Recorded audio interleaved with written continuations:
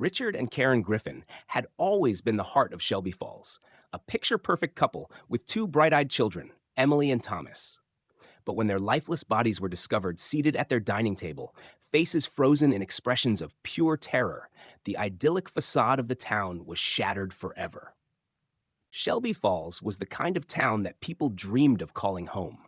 Nestled among the gently rolling hills of the Midwest, it was a place where everyone knew each other's names, and trouble rarely found its way past the welcome signs. The streets were lined with maple trees that turned fiery red in the fall, and the sound of children playing echoed through the neighborhood. It was, by all accounts, a safe haven. But on the morning of October 15th, that sense of safety shattered like glass. The first indication that something was wrong came from the Griffins' next-door neighbors, the Bennetts. At approximately 5:30 a.m., Mrs. Bennett woke to a piercing scream that seemed to cut through the silence like a blade. Startled, she rushed to her window, but saw nothing unusual. Thinking it might have been a bad dream, or perhaps the sound of a stray animal, she decided to go back to bed. Minutes later, a second sound emerged, this one more guttural and chilling. It was the kind of sound that made the hair on the back of her neck stand on end. Mrs. Bennett nudged her husband awake, and the two cautiously peered through the curtains. The Griffins' house, normally a beacon of light and warmth, stood eerily dark. Concerned, Mr. Bennett decided to call the police. Officers arrived on the scene within minutes. Their squad cars roared, red and blue lights casting flickering shadows across the pristine lawns. What they found inside would haunt them for the rest of their lives. The front door was unlocked, a detail that immediately struck the officers as odd. Inside, the home was eerily quiet. It wasn't the kind of silence one might expect in the early morning. It was the suffocating stillness of something deeply, profoundly wrong. As the officers moved cautiously through the house, their flashlights illuminated a horrifying tableau in the dining room. The Griffin family, Richard, his wife Karen, and their two children, Emily and Thomas, were seated around the dining table. Their hands rested on the table as if waiting to eat, but the plates in front of them remained untouched. Each of their faces was frozen in an expression of terror, their mouths agape and eyes wide as though they had glimpsed something unspeakable in their final moments. The horror didn't end there. The walls of the dining room were covered in symbols etched into the plaster. They were strange and unfamiliar, resembling a mix of ancient runes and geometric patterns. Under ultraviolet light, the symbols glowed faintly, a detail that baffled investigators. The eerie glow added an almost supernatural aura to an already horrifying scene. Despite an exhaustive search of the house, there was no sign of forced entry. Nothing appeared to be stolen, and there were no obvious indications of a struggle. The family had seemingly been caught off guard, their ordinary evening interrupted by unimaginable terror. As word of the tragedy spread, the close-knit community of Shelby Falls was consumed by fear. People locked their doors and windows, something they rarely did before. Parents refused to let their children play outside, and neighborhood watch groups sprang up overnight. The Griffins had been a beloved family, involved in church activities and local charities. To imagine such horror befalling them was unthinkable, and yet it had happened. For the detectives tasked with solving the case, the crime scene posed more questions than answers. Who, or what, could have orchestrated such a chilling and precise attack? And why? As the investigation began, the officers had no idea they were about to uncover a darkness that ran far deeper than anyone could have imagined. The days following the Griffin family murders were suffused with unease. News crews descended upon Shelby Falls, broadcasting images of the once idyllic suburb to an audience hungry for answers. Local law enforcement worked around the clock, combing through every detail of the crime scene. Yet, despite their efforts, the case remained shrouded in mystery. Leads were scarce, and the strange symbols carved into the walls only deepened the enigma. Experts in linguistics and cryptography were brought in to decipher the markings, but their conclusions were inconclusive, a jumbled mix of ancient runes and obscure ciphers with no clear origin. As the town tried to come to terms with the tragedy, their worst fears were realized when another family met a similar fate. 2 weeks after the Griffins were found, a call came in from a frantic neighbor in Cedar Ridge, a small town just 30 miles away. The Harper family had not been seen in days, and their house appeared unnervingly quiet. When officers arrived, the scene inside was horrifyingly familiar. Once again, a family of four, Andrew Harper, his wife Linda, and their twin daughters Sophie and Claire, were discovered seated around their dining table. Like the Griffins, their faces were locked in expressions of pure terror, their meals untouched.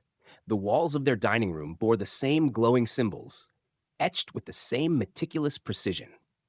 There were no signs of forced entry, no apparent motive, and no forensic evidence to point to a suspect. With two eerily similar crimes now on their hands, investigators knew they were dealing with something far more sinister than a random act of violence. Both families were well-liked, active in their communities, and had no known enemies. The connection between them was tenuous at best. They lived in different towns and had no mutual acquaintances. Yet the chilling similarities in the murders suggested a calculated plan, executed by someone, or something, with a purpose. Law enforcement agencies across the state were alerted, and a task force was formed to investigate the killings. Analysts pored over the details of both cases, desperately searching for a pattern.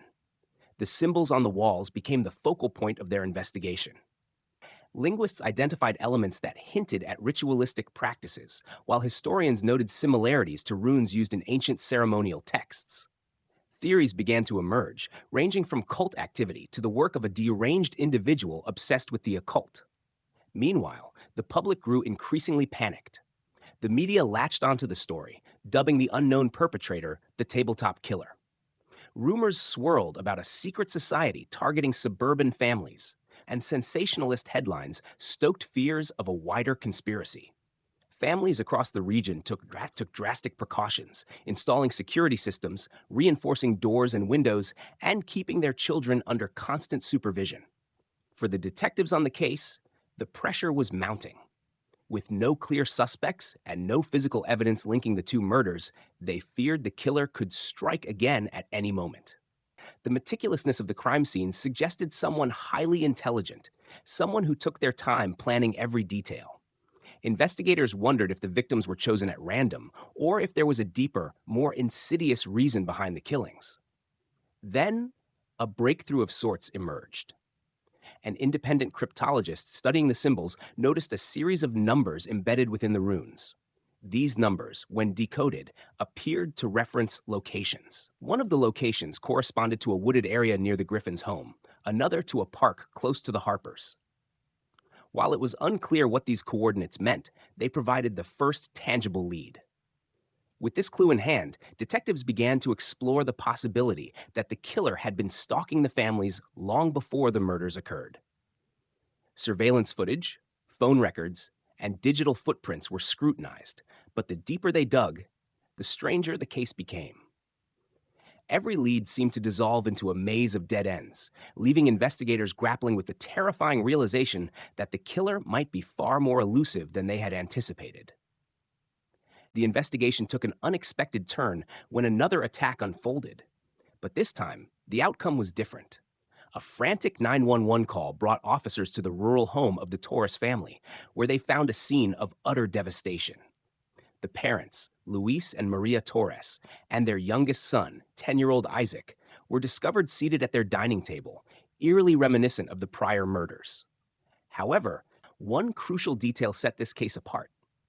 17-year-old Melanie Torres was missing. Officers feared the worst. Given the precision and brutality of the previous murders, they believed Melanie might have been abducted by the killer or worse. A search of the property and the surrounding area commenced immediately. For hours, police combed the dense woods behind the Torres home, their flashlights cutting through the pre-dawn darkness. Then, just as dawn began to break, an officer found her.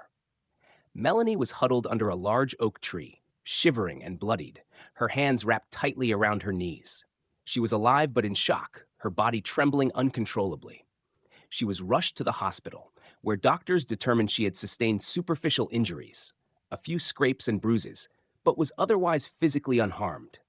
Mentally, however, she was deeply traumatized. In the days that followed, detectives attempted to piece together Melanie's fragmented recollections of the night. What she remembered was both chilling and confounding. She described a masked intruder who had entered the home late at night. The figure wore a featureless white mask and dark clothing, moving silently and deliberately. Melanie recalled waking to the sound of a muffled struggle. As she crept out of her room, she saw the intruder dragging her parents toward the dining room, where Isaac was already seated. Melanie's recollections became more fragmented as she described being grabbed by the intruder. The figure's grip was iron-like, and its voice, when it finally spoke, was distorted and metallic. It hissed words she couldn't fully comprehend, a mix of guttural sounds and harsh syllables. She remembered struggling, breaking free, and fleeing into the woods. Forensic teams revisited the Taurus home with a renewed sense of urgency.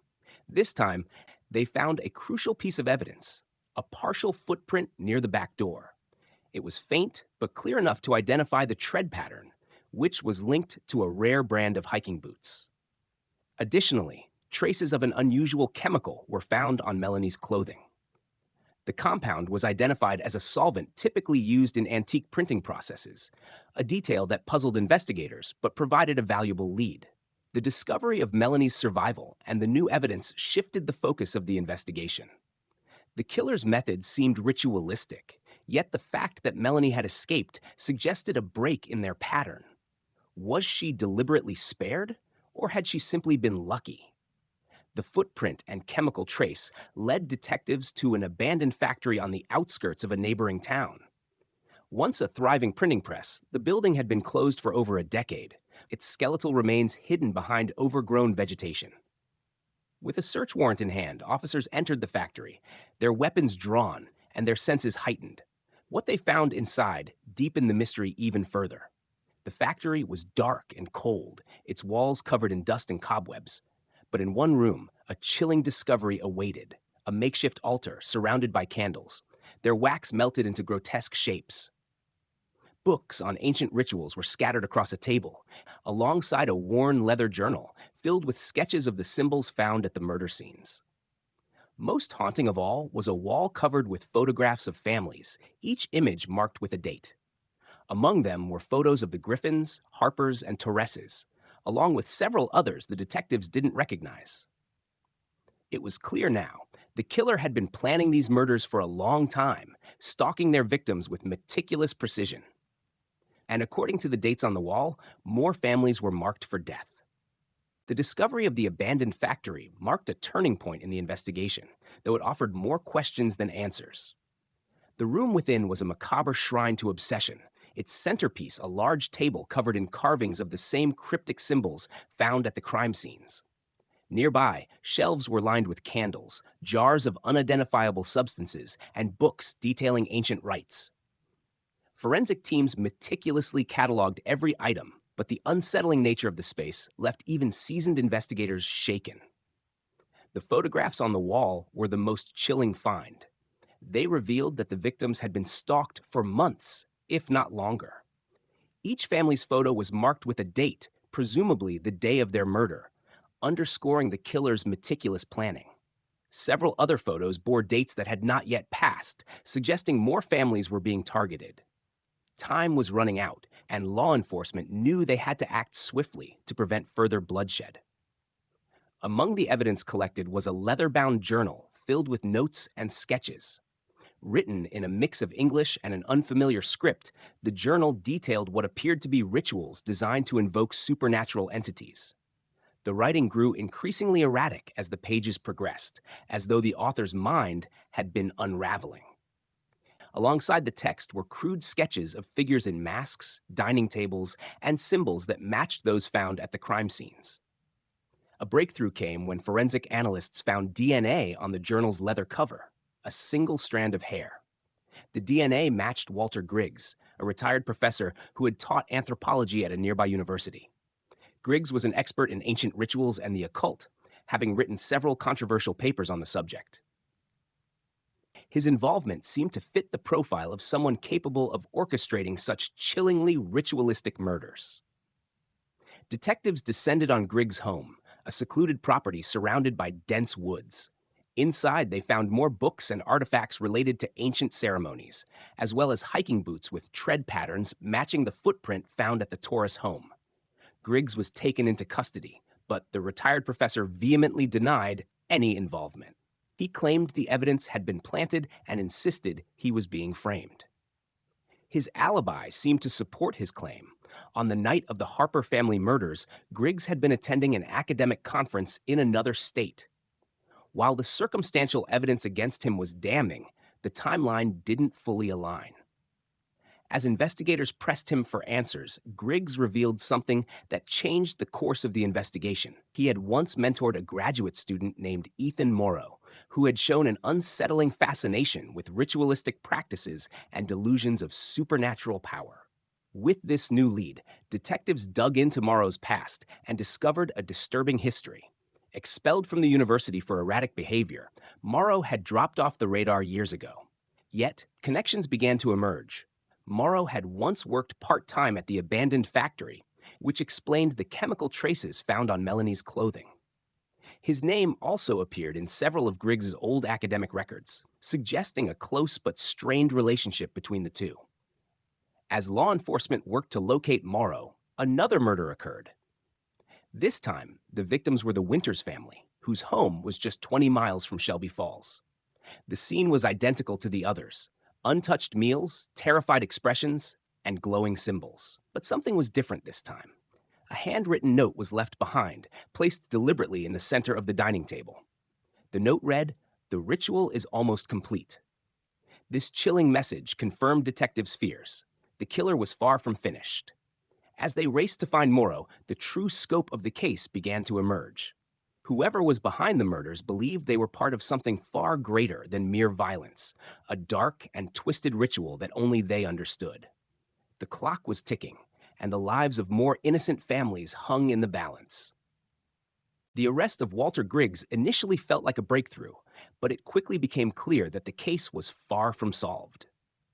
As the retired professor maintained his innocence, another family was murdered, their deaths following the same terrifying pattern. The Winters family became the latest victims, their dining room transformed into yet another grotesque tableau. The symbols on the walls, the untouched meals, and the expressions of pure terror were all there. But now there was an added element, a handwritten note left in plain sight. The note, scrawled in a shaky hand, read, "The ritual is almost complete." Investigators were horrified by the implications. It confirmed that the killer had a specific purpose, one that was escalating. Griggs, still in custody, was now definitively ruled out as the perpetrator for this most recent crime, and detectives turned their full attention to Ethan Morrow. Morrow's trail was difficult to follow. Having been expelled from university years prior, he had no permanent address and no known close connections. What detectives did uncover was a disturbing history of mental instability and a deep obsession with the occult. Former classmates described him as brilliant but unhinged, prone to grandiose claims about unlocking hidden dimensions and achieving immortality. His fascination with rituals and symbols had once been dismissed as academic curiosity, but now those interests had taken on a far darker significance. A breakthrough came when investigators tracked purchases linked to Morrow. Using a false name, he had ordered materials consistent with those found at the crime scenes, including ultraviolet reactive paint and ceremonial candles. Shipping records led detectives to a decrepit cabin deep in the woods, miles from any main road. Armed with a search warrant, law enforcement approached the property cautiously, their weapons drawn and nerves on edge. The cabin was a scene of chaos, its interior cluttered with ritualistic artifacts, scraps of paper covered in symbols, and a disturbing collection of photographs. Among the photos were images of all the families who had been murdered, as well as others whose dates on the back had not yet passed. At the center of the cabin was a large wooden table carved with intricate patterns matching those found at the crime scenes. It was clear that this was Morrow's headquarters, a place where he planned and orchestrated his terrifying acts. Morrow himself was not there, but evidence suggested he had been recently. Detectives found a laptop with detailed notes about the killings, including references to the final phase of the ritual. According to his writings, Morrow believed that by instilling profound fear in his victims and performing specific rites, he could summon an otherworldly entity that would grant him ultimate power. The hunt for Morrow intensified, and the public was warned to remain vigilant. Days later, he was spotted in a small town grocery store, his disheveled appearance drawing the attention of an off duty officer. A tense standoff ensued when police cornered him in an abandoned warehouse nearby. Armed with a knife, Morrow shouted incoherent phrases about the ritual and the power it would bring. Eventually, he was subdued and taken into custody. Under interrogation, Morrow confessed to the murders in chilling detail. He spoke with fervent conviction about the ritual, claiming it was the key to transcending human limitations. He described each killing as a necessary step in a grand design, his voice trembling with equal parts pride and delusion. Despite his confession, Morrow showed no remorse, insisting that he was on the brink of completing something extraordinary. Morrow was convicted on multiple counts of first-degree murder and sentenced to life in prison without parole. Though justice had been served, the scars left by his actions lingered. Families in Shelby Falls and beyond struggled to move on, their sense of security irreparably shattered. Even in prison, Morrow maintained his belief in the ritual. He spent his days scrawling symbols on the walls of his cell and writing incoherent notes about the final phase. While most dismissed his ramblings as the delusions of a disturbed mind, a chilling question remained. Had Morrow truly believed in his ritual, or had he succeeded in summoning something far darker than anyone could comprehend? The case of the Tabletop Killer was closed, but the fear it instilled would never be forgotten.